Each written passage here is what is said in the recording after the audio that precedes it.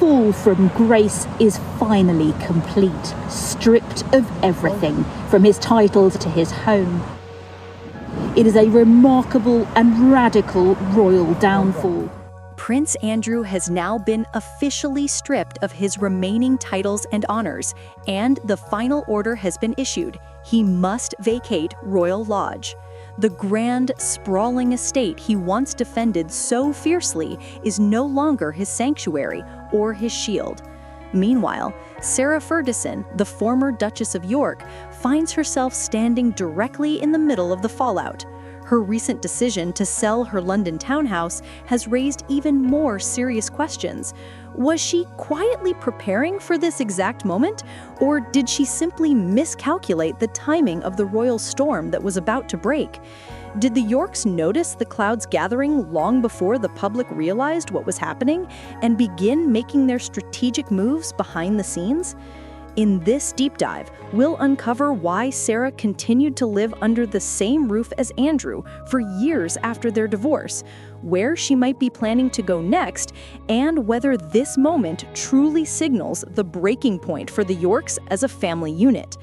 If you've been keeping up with this ongoing royal unraveling, stay with us, because the newest details about the eviction notice, the emergency family summit, and the financial web that kept Royal Lodge in Andrew's hands for nearly 2 decades are more revealing, more tangled, and more explosive than ever before. 2 decades. Since he was born, the second son of the late Queen Elizabeth, brother of the King, has been known as Prince Andrew, but no longer. It's monumental what the king has done. He has acted almost with the determination of a medieval monarch. We'll lay out the full timeline, follow the paths of the money, and take a closer look at the deeper motives behind every move Sarah Ferguson has made. The headlines surrounding this saga are direct, unforgiving, and in some cases, downright shocking. The formal process to strip Prince Andrew of his remaining titles and honors is now officially in motion, and an unmistakable notice ordering him to vacate Royal Lodge has been delivered. This development marks a decisive turning point after years of quietly stepping back from royal responsibilities. With his titles removed and his living arrangements suddenly thrust under intense public scrutiny, the royal landscape around him has changed almost overnight. And to understand why this shift is so explosive, it's crucial to revisit the story of Royal Lodge itself. Andrew secured a uniquely favorable long-term lease in the early 2000s, paying only a symbolic rent, while personally footing the bill for massive refurbishments. For decades, the estate stood as a symbol of privilege, privacy, and protection, a fortress of status that now appears to be slipping out of his grasp. I mean, to me, I look at that and I think that it's an attention seeker. Do you really think that King Charles is going to stop in his tracks and say, Actually. yeah, you're going to get the exclusive. Today, it's all about you. So I'm annoyed by that. I think that there were some fair questions shouted at him, but The arrangement, a sprawling mansion, minimal rent, and absolutely no urgency to move out, has always carried complicated optics. Now, with the lease facing renewed scrutiny and an official eviction notice in place, what was once a quiet, private setup has rapidly transformed into a very public and uncomfortable problem. Despite their divorce decades ago, Sarah Ferguson continued living at Royal Lodge right alongside Andrew long after their daughters had grown up, moved out, and begun families of their own. So why did she stay all these years? The answer appears to be a carefully balanced mix of practicality, family dynamics, and personal lifestyle choices. Royal Lodge offered them a rare combination of privacy, tight security, and enough space to comfortably host their children and grandchildren whenever they visited. On top of that, the estate carried a level of prestige and social standing that no ordinary property, no matter how beautiful, could ever match. It's a much bigger, darker story than just who's going to live where. And if you have read the book written by Andrew Lowney called Entitled, he goes through, he put 4 years of work into this. He's meticulous in his research. Add to that the incredible financial advantage of drastically reduced housing costs and the added benefit of remaining firmly within the Windsor orbit, everything naturally pointed towards staying exactly where she was. There's also the matter of reputation. After the divorce, Sarah Ferguson spent years working relentlessly to rebuild and reshape her public image, writing books, engaging in charitable initiatives, launching media projects, and maintaining a visible role in public life. Being based at Windsor provided her with continuity, stability, and a subtle sense of royal adjacency that kept her identity grounded. It prevented her from drifting into the background as a forgotten ex-partner with no clear place or purpose. Some observers have even speculated that Sarah might have held certain secrets, pieces of information or leverage tied to Andrew and the broader royal household. Others believe the two were quietly aligned for years, navigating the institution and its challenges as a united front despite no longer being married. And this, right here, is where things begin to get genuinely intriguing, far more layered and revealing than what appears on the surface. Interesting. As of now, the brother of the king no longer a prince. In a statement, Buckingham Palace announced, His Majesty has today initiated a formal process to remove the style, titles and honours of Prince Andrew. Sarah Ferguson recently sold her London townhouse, a significant move that unfolded at the same time growing questions were being raised about Royal Lodge and Prince Andrew's uncertain standing. On one level, the sale can easily be interpreted as a carefully planned, strategic decision. The sudden influx of liquidity gives her more options, freedom, and financial maneuverability than she has had in years. But on another level, the timing naturally sparks speculation. Was this a calculated safeguard put in place before the fallout began? Or simply a quick response to events spiraling beyond anyone's control? Whatever the motive, the stage is clearly set for a major shift.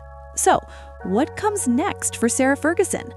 Potential future residences include smaller properties located on or near the Windsor estate, though any such arrangement would almost certainly be subject to intense attention and debate. A more likely path is for her to transition into entirely private accommodation, perhaps somewhere in London, or possibly in a quieter, more secluded area outside the capital. With the townhouse sale officially completed, Sarah now has real flexibility. Choosing a home that prioritizes privacy, stability, and personal autonomy would mark the beginning of a new era, one defined not by past attachments, but by her own direction. And many observers believe this moment represents her emotional turning point, the point where she finally steps fully into a life that is entirely her own. In separating his brother Andrew from all elements of title and style that normally people who are born into the royal family keep. For years, Sarah Ferguson walked an extremely delicate line, balancing her loyalty to Andrew as the father of her children and as a longtime former partner, while at the same time working tirelessly to build, protect, and carefully manage her own public brand. But the incentives that once held this arrangement together have now shifted dramatically, with Andrew officially stripped of his remaining titles and the future of the Royal Lodge lease under intense scrutiny. The practical benefits of their long-standing cohabitation are disappearing at a rapid pace. If her goal was stability, that calculation no longer works in her favor. Staying at Royal Lodge could now create a serious reputational risk, the kind that lingers and reshapes public perception. Leaving, however, could represent a form of liberation, a clean break from a situation that has become increasingly fragile. Royal Lodge once offered comfort, prestige, security, and undeniable financial advantages. Living alongside Andrew long after their divorce provided both convenience and protection. But with his titles gone and the property's future in jeopardy, those advantages are fading fast. If there has ever been a moment for Sarah Ferguson to define herself entirely on her own terms, this moment is it. Was she staying out of love, out of loyalty, or simply because the lifestyle suited her? And if lifestyle was the main driving force, then the entire equation has now shifted completely and irreversibly. I also think that there's an arena where those questions can be asked and the king can offer his reaction to it. I'm not sure shouting at an elderly man is a good look, with generally. Cancer. And it's like people shouting during, the Queen's funeral and shouting at Prince Andrew when he was behind the coffin. With the eviction notice now formally served, a completely new process has begun. The palace and the Crown Estate will now enter negotiations over timelines, required repairs, financial responsibilities, and the exact conditions for vacating Royal Lodge.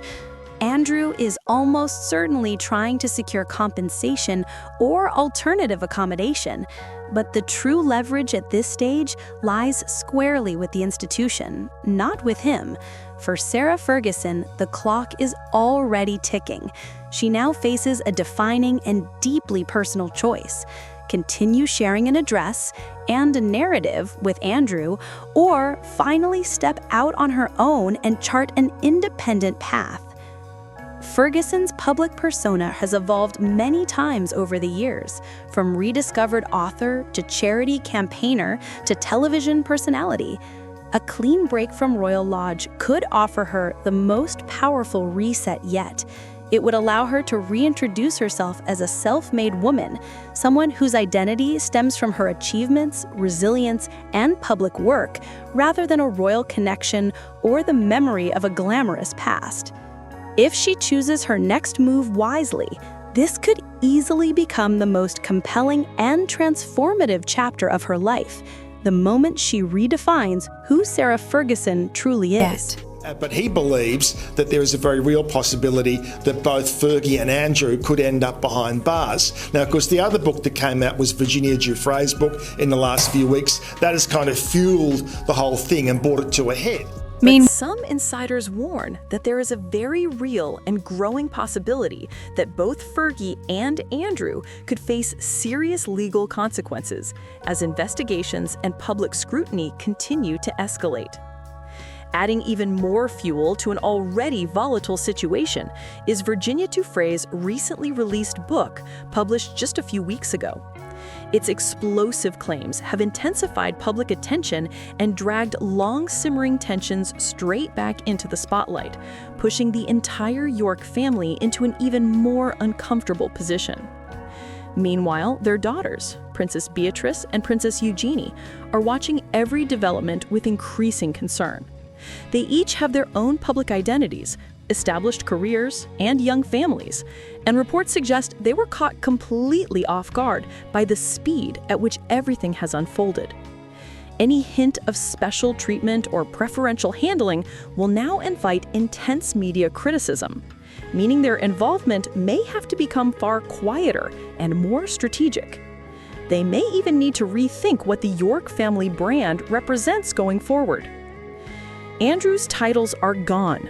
Royal Lodge is slipping out of reach, and the practical reasons that once kept Sarah Ferguson living under the same roof have almost entirely vanished. The optics surrounding the situation are undeniably complicated, but if she chooses to step into independence, there has never been a clearer moment to do so. So what should Fergie's next move be? Should she establish a private London base and draw a firm, unmistakable line between her future and Andrew's? Or should she attempt to maintain some form of presence within the Windsor orbit and keep one foot in familiar territory? Let me know in the comments where you think she will ultimately land and why. And if you enjoyed this deep dive and want to stay updated with the latest twists and developments, make sure to subscribe and turn on notifications so you never miss what comes next.